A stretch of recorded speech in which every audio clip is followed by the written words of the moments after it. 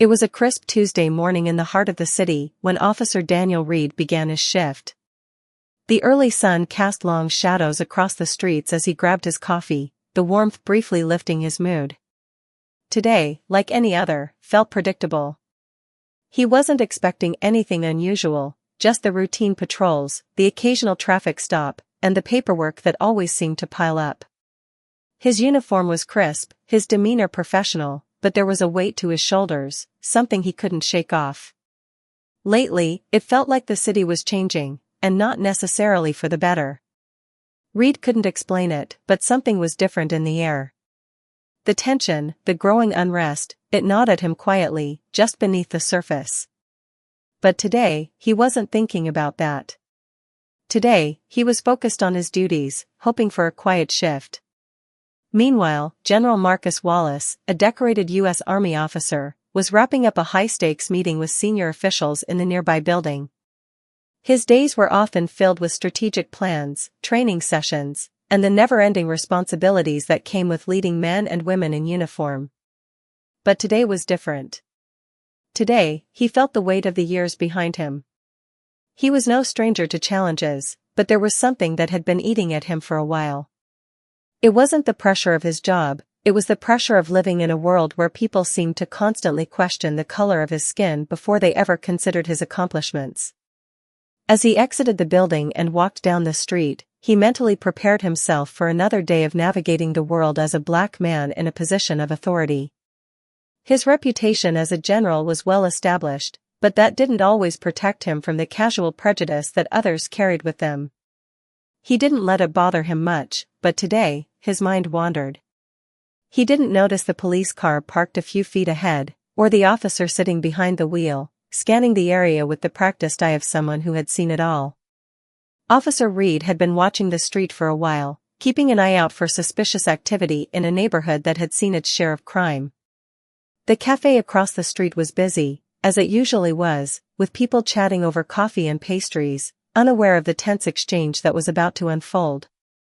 General Wallace had just reached his car, the keys in his hand, when Reed's radio crackled. A report came in about a robbery at a nearby store, and the suspect description was vague: an African-American male, wearing dark clothing, around 6 feet tall. Reed's mind, already on high alert, jumped into action. He didn't see Wallace from across the street, instead, his attention snapped to the tall figure of the man in dark clothing. The height, the build, everything seemed to fit the vague description, and Reed didn't pause to question his instincts. "Hey, stop right there." Reed's voice was firm, with an edge of urgency. He didn't consider that the person he was addressing might not be the suspect. His mind was focused on one thing: catching the suspect. Wallace froze, momentarily confused, his hand still gripping the car door. For a second, he thought he was being mistaken for someone else. But Reed wasn't waiting for an explanation. He repeated the order. "Hands up. Don't make a move." Wallace's first instinct was to stay calm. His military training kicked in. He wasn't about to escalate the situation, but he had no idea why he was being singled out.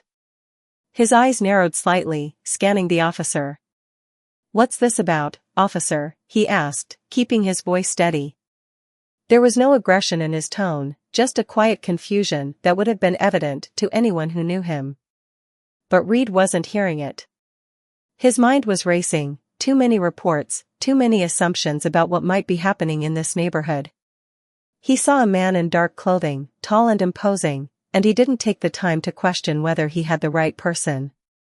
He assumed, and now, as he stood up from his patrol car, his hand was already hovering near his gun. "I said, don't move," he barked again, his voice rising in a blend of authority and frustration.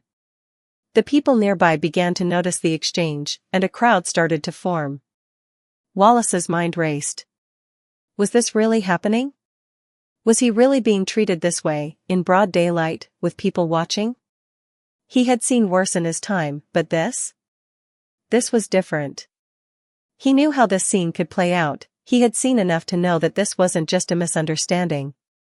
The officer, though young, seemed determined to make a point. The tension between them built, thick and palpable, as Reed's hand now gripped his radio, ready to call for backup. Wallace took a deep breath, remaining calm. He was no stranger to difficult situations, but this wasn't supposed to happen. He couldn't let his composure slip, not now. But as the seconds stretched out, with Reed's commands growing more insistent, a sudden clarity struck Wallace. The officer had no idea who he was. It was clear now, this was just another case of mistaken identity, a situation where prejudice had done its work. But Wallace knew better than to let his emotions dictate his actions. He had to stay calm, to keep things from spiraling further. "Officer," Wallace said again, his voice low but firm, "you have the wrong person." Reed hesitated for just a moment, but the adrenaline was already coursing through his veins. The report, the description, it all matched in his mind. He wasn't about to let the situation slip through his fingers.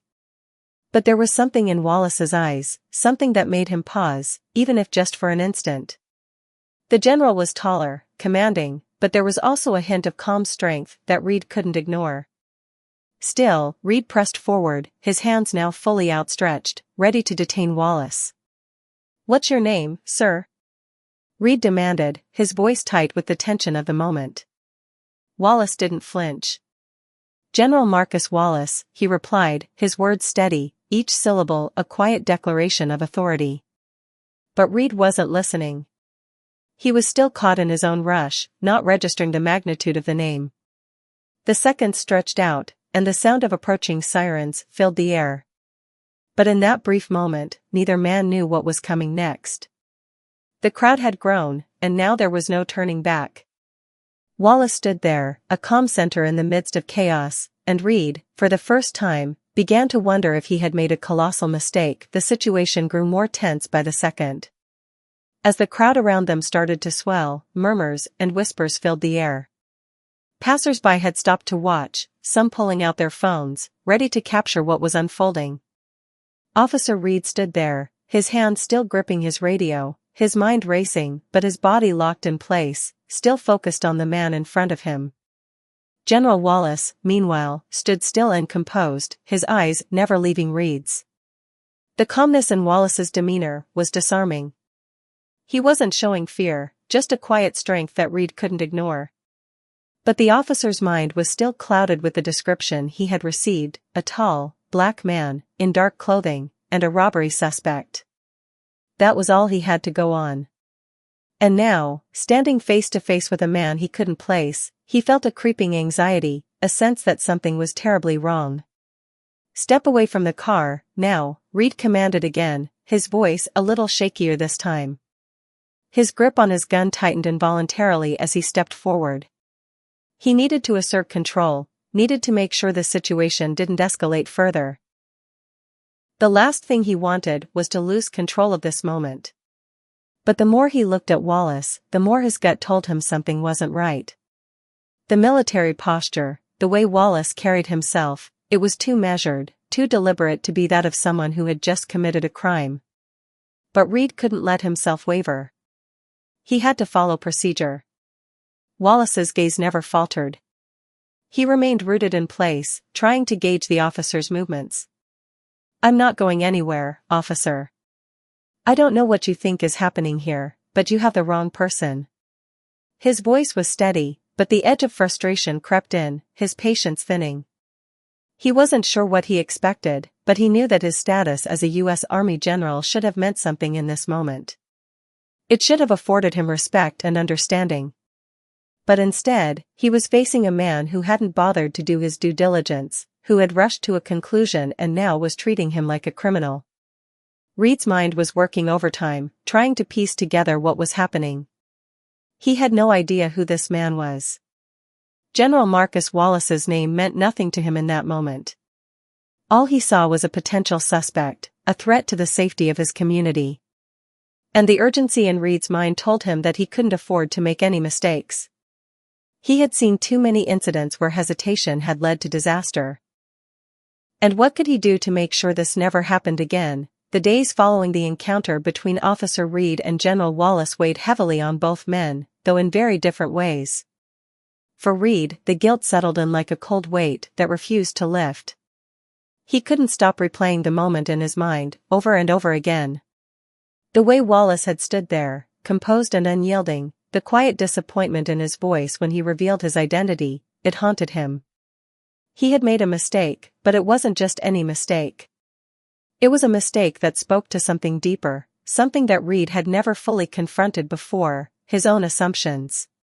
He had acted on them without thinking, without taking the time to consider the broader implications of his actions. As the days passed, Reed tried to push the incident to the back of his mind. He focused on his work, on the routine of patrols and arrests, but the weight of what had happened kept tugging at him. He couldn't shake the feeling that he had let down more than just Wallace, he had let down his community, the very people he had sworn to protect. He found himself questioning his own motivations, wondering how many other moments like this had slipped by unnoticed. How many times had he assumed the worst of someone simply because of the color of their skin? How many lives had been affected by that same careless prejudice? It wasn't until a week later, after the news stories began to trickle out about the incident, that Reed realized just how much of an impact that single moment had had. The story had spread like wildfire. People on social media were talking about it. People were calling Reed out, accusing him of racial profiling, of abusing his power.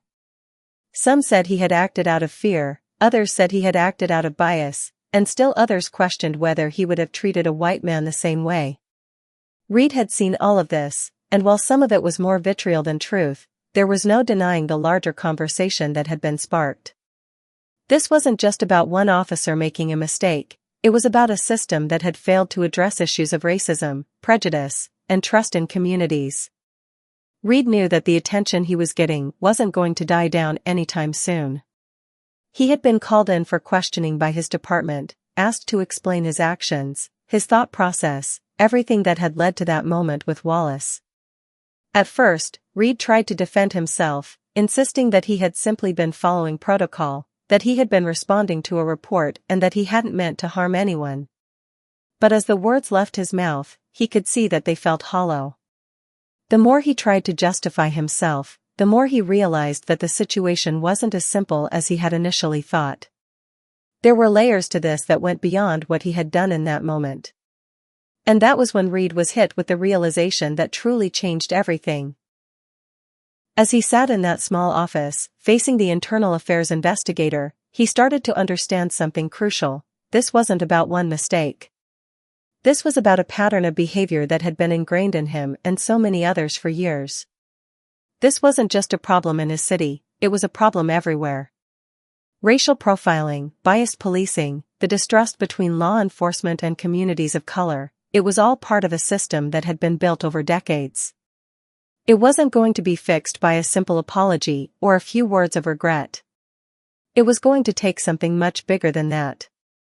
As the investigation into his actions continued, Reed found himself speaking with colleagues, community leaders, and even members of the public. They all had their own perspectives, their own experiences with the police. Some were angry, some were understanding, and some were hopeful that Reed could be the one to start a change. But the most striking conversations were with the people who had lived with this kind of prejudice for their entire lives, people like General Wallace, who had seen firsthand how dangerous assumptions could be. Wallace's words echoed in Reed's mind, "People like me don't deserve to be treated like this." Those words had not only stuck with Reed, they had also challenged him to look deeper into his own beliefs. Meanwhile, General Wallace, though deeply shaken by the encounter, hadn't spoken much about it in public. He was a man of principle, and he had always believed that the best way to deal with adversity was with grace and dignity. He didn't want to make a spectacle of the incident, but he did want change. For him, this moment was not just about personal injustice, it was about the larger fight for equality, for a world where people were judged by their character, not the color of their skin. Wallace had spent his entire career breaking barriers, earning respect in spaces where he was often the only black man in the room. But this experience, this encounter with a young officer who had treated him as a suspect, based solely on his appearance, reminded him that there was still so much work to do. Wallace's quiet resolve sparked something in Reed. As the investigation continued, Reed began to take a hard look at his own actions, his own prejudices. He started to seek out more conversations with people who had experienced what he had only begun to understand. He met with members of the local Black community, some who had been directly affected by law enforcement's bias and others who had lived through decades of systemic inequality. He listened. Really listened. And slowly, he began to piece together the painful truth that the system, in which he had been raised and trained, was not built for justice, it was built for control. One afternoon, Reed received an unexpected message. It was from General Wallace, who had heard about the investigation and wanted to speak with him. Reed wasn't sure what to expect. He had never imagined that Wallace would reach out after everything that had transpired. He was surprised, even a little intimidated, but he knew that this conversation was important, perhaps the most important one he had ever had. When they met, Wallace was as composed as ever. There were no harsh words, no accusations, just a calm, straightforward discussion. Wallace explained to Reed how he had spent years working to prove himself in a system that had often tried to undermine him, how he had been a soldier and a leader in a world that viewed him as an outsider. He didn't demand an apology, nor did he hold Reed's actions against him personally. What Wallace wanted was something deeper.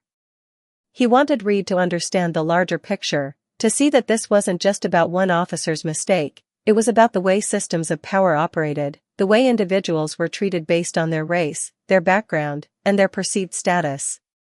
Reed listened, and for the first time, he began to understand. This wasn't just about righting one wrong, it was about dismantling the systems of bias that perpetuated these kinds of mistakes. And Wallace, as hard as it was for him, had decided to give Reed a chance to make it right. Wallace wasn't just giving him an out, he was offering him a path to redemption, to be part of a change that was long overdue. The conversation marked the beginning of Reed's transformation. It wasn't a quick fix, nor was it easy.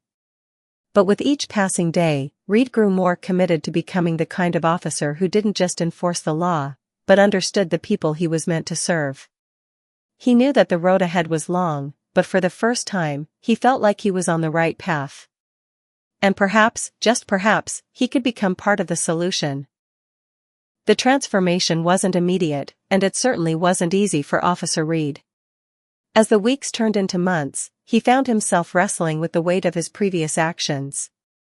The shock and guilt that had initially overwhelmed him began to fade, but in its place was something deeper, more enduring, a hunger to understand and to change. The world he had once seen in black and white now appeared in shades of gray. He had spent so many years learning to react, to make quick decisions based on limited information. But now, he saw that the most important skill he could develop was patience, to pause, to listen, and to think before reacting. Reed knew he couldn't undo the mistake he had made with General Wallace. But what he could do was take responsibility, not just in words, but in actions. The department had placed him on desk duty for the time being, pending the outcome of the internal investigation, and during that time, Reed threw himself into studying. He enrolled in courses on racial bias and de-escalation techniques. He spent countless hours reading about the history of policing in America, particularly the role it had played in communities of color. He joined community groups that worked to foster understanding between law enforcement and citizens. There were moments when he felt overwhelmed, as though the task ahead of him was too monumental to tackle, but there was also a quiet resolve in him now, a feeling that he couldn't stop trying, not after everything he had learned. Reed's efforts didn't go unnoticed. Some of his colleagues were skeptical, seeing his newfound dedication as a temporary reaction to the public outcry. They thought he was simply trying to salvage his career, to save face after the incident. But there were others, especially those who had worked with him closely over the years, who saw a real change. Reed wasn't the same officer who had acted on impulse in that parking lot. There was a vulnerability to him now, a humility that had been absent before. He didn't claim to have all the answers, but he was willing to listen, to learn, and most importantly, to admit when he was wrong. The general public's reaction to Reed's efforts was mixed. While some applauded his willingness to face his mistakes head-on, others couldn't forget what had happened. They pointed out that his actions had revealed deep-seated issues within the police force, problems that couldn't be solved by one officer's change of heart. Reed understood this. He wasn't blind to the larger picture. He knew that the trust between law enforcement and the communities they served had been broken long before his encounter with General Wallace, and it would take more than a single officer to repair it. But that didn't deter him. If anything, it made him more determined. He had seen firsthand how one action could spiral into a full-blown crisis, and now he wanted to be part of the solution. He wanted to be someone who could help rebuild the broken trust, one conversation at a time. Months passed, and Reed's internal investigation continued, but so did his personal growth. He was becoming a different person, not just as an officer, but as a man. The days when he could act without thinking were long gone. Every interaction, every decision was now weighed carefully. His newfound awareness of his own biases was unsettling at times, but it also allowed him to see the world in a way he had never imagined before. He found himself questioning everything, his training, his instincts, even the very system he had been a part of. He had spent so many years following orders without questioning them, believing that the rules were absolute. But now, he was beginning to understand that the system itself wasn't perfect, and that sometimes, the rules were the very thing that needed to be challenged. It wasn't just about what Reed had learned in the classroom or from his own reflection. It was also about the people he had encountered along the way. He spent time talking to the families and individuals who had felt the sting of injustice, those who had been unfairly targeted, and those who had lost faith in the police. They shared their stories with him, often with tears in their eyes, and it broke him every time. He realized that he had been blind to their pain, unaware of the fear they lived with on a daily basis. The trust that had been eroded wasn't something that could be fixed with a single apology or a few good deeds. It was going to take years of hard work, of proving that things could be different. But Reed was committed. And the more he listened, the more he saw the deep-rooted need for change in law enforcement. One of the most important conversations he had during this time was with General Wallace. After several months of silence, Reed reached out to him. He wasn't sure if Wallace would even want to talk to him, let alone forgive him, but he had to try. To Reed's surprise, Wallace agreed to meet.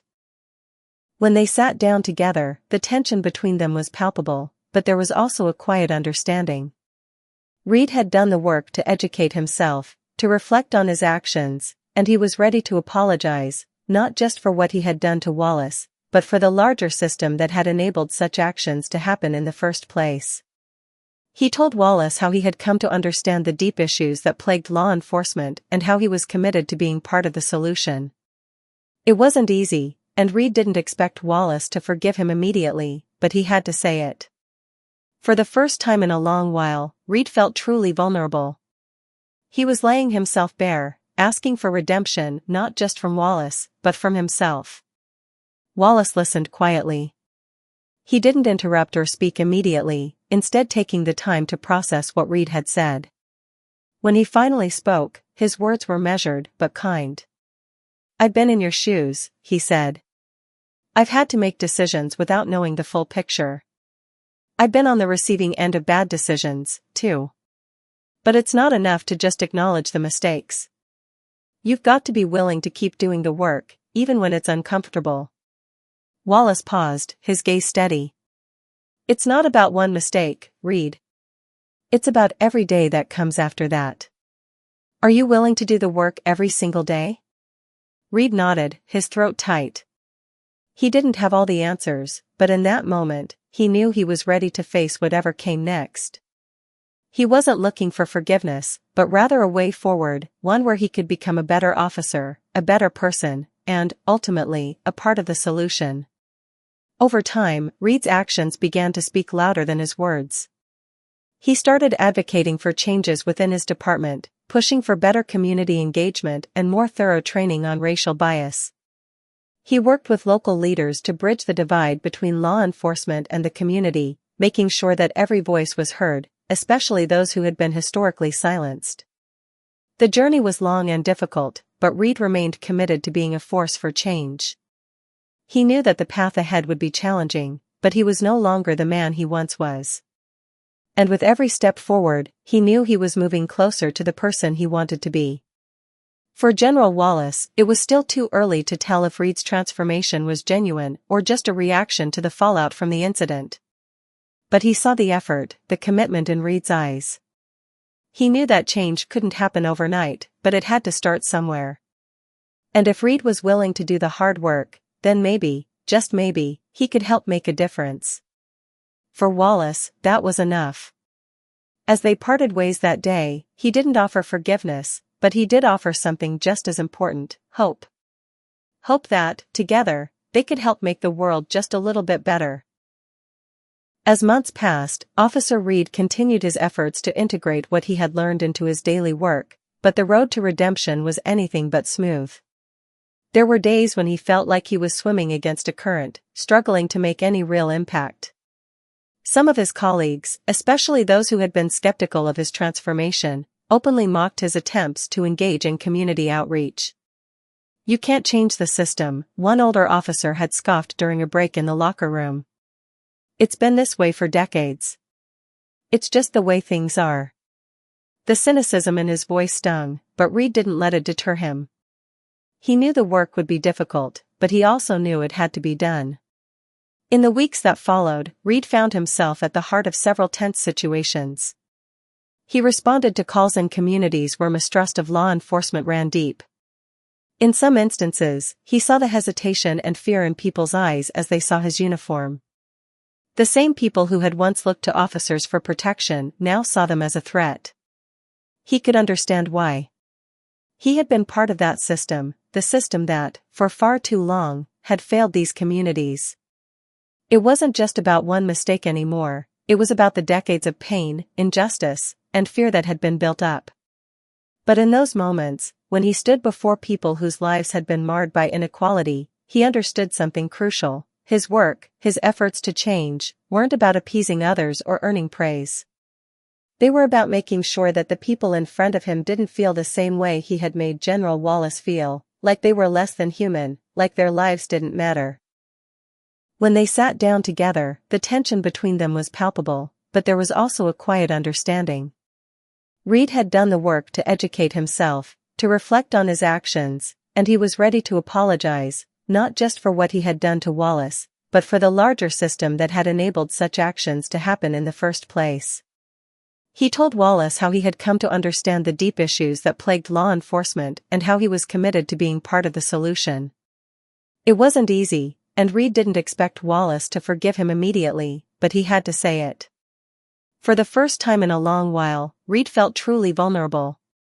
He was laying himself bare, asking for redemption not just from Wallace, but from himself. Wallace listened quietly. He didn't interrupt or speak immediately, instead taking the time to process what Reed had said. When he finally spoke, his words were measured but kind. "I've been in your shoes," he said. "I've had to make decisions without knowing the full picture. I've been on the receiving end of bad decisions, too. But it's not enough to just acknowledge the mistakes. You've got to be willing to keep doing the work, even when it's uncomfortable." Wallace paused, his gaze steady. "It's not about one mistake, Reed. It's about every day that comes after that. Are you willing to do the work every single day?" Reed nodded, his throat tight. He didn't have all the answers, but in that moment, he knew he was ready to face whatever came next. He wasn't looking for forgiveness, but rather a way forward, one where he could become a better officer, a better person, and, ultimately, a part of the solution. Over time, Reed's actions began to speak louder than his words. He started advocating for changes within his department, pushing for better community engagement and more thorough training on racial bias. He worked with local leaders to bridge the divide between law enforcement and the community, making sure that every voice was heard, especially those who had been historically silenced. The journey was long and difficult, but Reed remained committed to being a force for change. He knew that the path ahead would be challenging, but he was no longer the man he once was. And with every step forward, he knew he was moving closer to the person he wanted to be. For General Wallace, it was still too early to tell if Reed's transformation was genuine or just a reaction to the fallout from the incident. But he saw the effort, the commitment in Reed's eyes. He knew that change couldn't happen overnight, but it had to start somewhere. And if Reed was willing to do the hard work, then maybe, just maybe, he could help make a difference. For Wallace, that was enough. As they parted ways that day, he didn't offer forgiveness, but he did offer something just as important: hope. Hope that, together, they could help make the world just a little bit better. As months passed, Officer Reed continued his efforts to integrate what he had learned into his daily work, but the road to redemption was anything but smooth. There were days when he felt like he was swimming against a current, struggling to make any real impact. Some of his colleagues, especially those who had been skeptical of his transformation, openly mocked his attempts to engage in community outreach. "You can't change the system," one older officer had scoffed during a break in the locker room. "It's been this way for decades.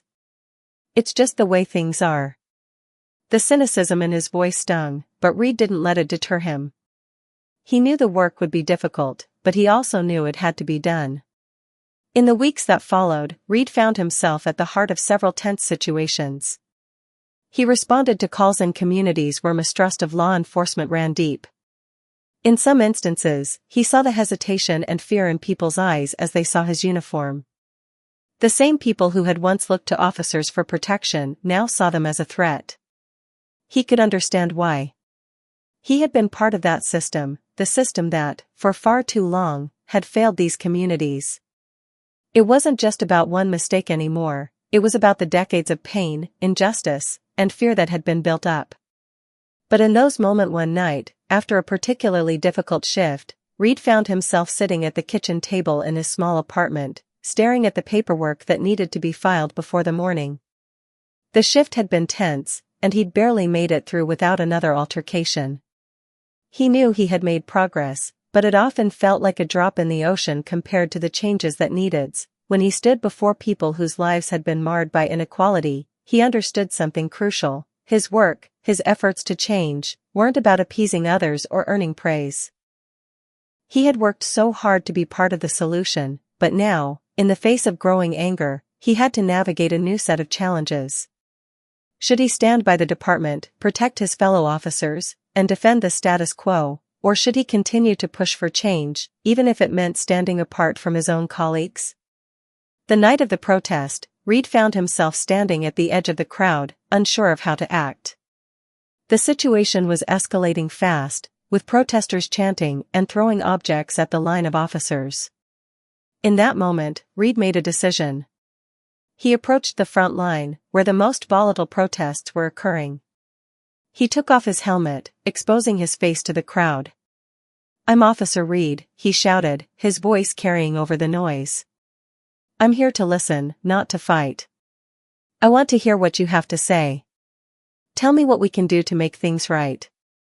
The words felt foreign coming from him, but they were honest. He wasn't there to play a role. He wasn't there to be a shield or a symbol of authority.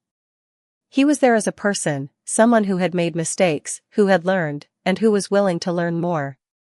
For the first time in his career, Reed felt the weight of his uniform lift slightly. It was a small gesture, but it had an enormous impact. The crowd, momentarily taken aback, began to quiet. Some shouted back, others cried out for justice, but Reed stood there, taking it all in. The raw emotion, the deep pain, and the hope that things could be different. For that night, the conversation shifted from anger to dialogue. And while the road to change was far from over, Reed knew he had made a small step toward bridging the gap between the community and the police. The protests, the difficult conversations, and the hard days didn't deter Reed. They fueled him, driving him to continue the work that had become his new purpose. And as time went on, Reed learned that real change didn't come from one person or one action, it came from the collective effort of many. It came from listening, from engaging, from making mistakes and learning from them. It came from facing the uncomfortable truths about the system he was a part of and working to dismantle them, piece by piece. Reed knew he had a long way to go. But for the first time in his life, he was ready for the journey. Months turned into a year, and the changes in Officer Reed weren't just personal. They began to ripple out, affecting the very fabric of the community and the police department. The initial skepticism that had surrounded his efforts slowly began to give way to something more hopeful, an understanding that real change was possible, even if it came slowly and with many setbacks along the way. Reed had learned that the journey toward reconciliation and understanding was not linear, but every small step, every conversation, every moment of connection mattered. He had transformed, not just from the inside out, but in the eyes of those he interacted with. It wasn't just the general public or the activists who had once questioned him, it was his own colleagues, too. Slowly but surely, some of the officers who had once mocked his efforts started to listen. It was clear that Reed's work was making a difference, though it was still a challenge to overcome the deep-seated prejudices within certain factions of the department. But even so, Reed was determined to keep going. He had learned not to expect instant change or immediate results, but he had also seen that change was possible if you were patient, if you put in the work, and if you stayed committed to doing better. One of the most pivotal moments in Reed's journey came unexpectedly. It wasn't a grand event or a dramatic moment of public redemption, it was a quiet conversation with his partner, Officer Sanchez, one evening after a long shift. Sanchez had always been a tough officer, the kind who believed in following orders and getting the job done without questioning too much. He was known for his no-nonsense attitude and his deep loyalty to the badge. Reed and Sanchez had worked together for years, but their relationship had always been professional, built on mutual respect rather than true friendship. After the night's events, when they were sitting in the patrol car, Reed felt something shift in their dynamic. Sanchez, who had been quiet throughout most of the night, turned to Reed and spoke. "You know, Reed," Sanchez began, his voice low and uncertain, "I've been watching you. I've seen the way you've been handling things lately, the way you're trying to change things. And I've got to admit, it's different. I don't know if I would have had the guts to do what you've done." Reed wasn't sure how to respond. He had been on the receiving end of plenty of skepticism and criticism, but Sanchez's words felt different. There was no sarcasm or mockery in his tone, just honesty. "I guess I've always just done what I was told," Sanchez continued. "But seeing you go out there and actually try to make a difference, it's got me thinking. Maybe there's more to this job than just enforcing the law. Maybe it's about something bigger." Reed sat in stunned silence, processing what Sanchez had said. He had never expected this conversation, nor did he expect his efforts to inspire his fellow officers in such a direct way. But in that moment, he realized that change wasn't going to come from any one individual. It wasn't about his redemption, but about the collective growth of everyone in the system. If even one officer, his partner no less, could begin to see things differently, then perhaps they were on the right path. The days that followed brought more opportunities for Reed to test his resolve. The department had initiated a series of new community outreach programs, and Reed was often at the forefront, not because he was told to, but because he wanted to be. He visited schools, spoke at town hall meetings, and volunteered for local youth programs. His goal wasn't to garner praise or recognition. Instead, he was determined to make his actions speak louder than his words. It wasn't just about talking to the community, it was about forming connections, building trust, and showing people that not all cops were part of the problem. But it wasn't easy. Not everyone welcomed him with open arms. There were still those who looked at him with suspicion, who remembered the man he had been before the incident with General Wallace. They were skeptical of his motives, unsure whether this was a genuine change or just a public relations stunt. And Reed understood that. He didn't expect everyone to forgive him right away. What mattered was that he was willing to put in the work, day after day, to prove himself. Then, something happened that made Reed question everything he had worked for. During a particularly tense night shift, Reed responded to a call involving a group of young people who were reportedly loitering in a park late at night. The scene was charged with tension from the start. The group, mostly teenagers of color, was nervous and defensive. Reed knew that many of them had likely been stopped by police before, and he could see the fear in their eyes as they locked onto his uniform. It didn't take long for things to escalate. Reed's attempts to de-escalate the situation were met with resistance. One of the teens, a young man named Malik, had raised his voice, shouting about how cops like Reed always harassed them for no reason. The argument spiraled out of control, and before Reed knew it, several of the teens had scattered, and Malik had charged at him, angry and scared. In that split second, Reed was faced with a decision. His training kicked in, and his hand instinctively went for his taser. But something inside him, something deeper than the rush of adrenaline, made him stop. He didn't know why. It wasn't until later that night, when he sat in the squad car, his mind racing, that he understood. He had chosen not to act out of fear or anger, but out of empathy. He had seen Malik, not as a threat, but as a person, a scared young man, just like he had been years ago. When he finally got back to the station, Reed wasn't sure how to feel. Had he made the right decision? Was he risking his life for nothing? But then he received an unexpected message, a text from Malik. The young man had sent him a simple, "Thank you for not escalating the situation." It was a small gesture, but for Reed, it felt monumental. It was proof that the work he was doing was starting to have an effect. As the weeks continued, Reed found himself facing more difficult situations, but each time, he applied the lessons he had learned: patience, empathy, listening. He knew he couldn't undo the years of hurt caused by police misconduct, but he could keep working to prevent further damage. Slowly, Reed began to see tangible changes. He witnessed the way his colleagues responded to situations differently, more thoughtfully. He saw the community begin to trust him, and in turn, the trust began to grow within the department itself. It was no longer about a single officer or one incident.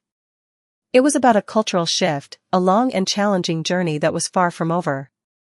Reed knew that the work would never be finished.